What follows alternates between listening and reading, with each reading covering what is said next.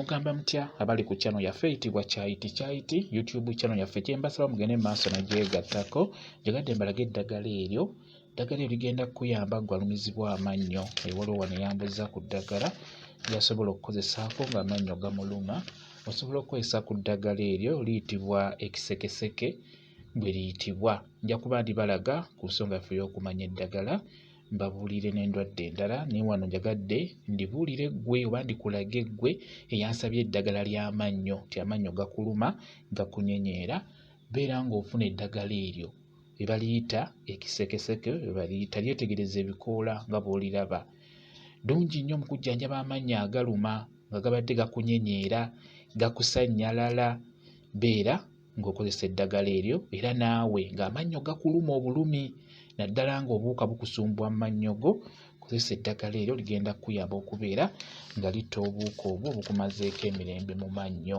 Okola otya? Funako ekikoola kimu oba bibiri nga bw'olaba ebikoola ebyo kati bw'ofunako ebikoola teeka amazzi mu kikopo oba mu kantu beera ng'oteekamu ebikoola ebyo biyengere ddala bw'omala obbiyenga sengejja eddagala eryo lisengejje bulungi bw'omala oddisengejja liteeke mu kantu buli ku makya keeranga obeere ng'eddagala eryo lyosennyesa amannyo.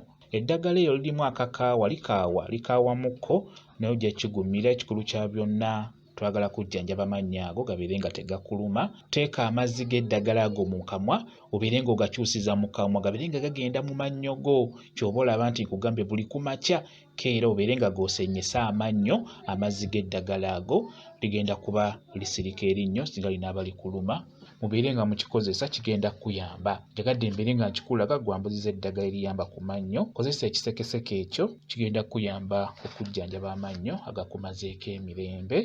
Kambawe WhatsApp namba yange osobola okumbuuza nja kwongera okunnyonnyola ku vidiyo eno.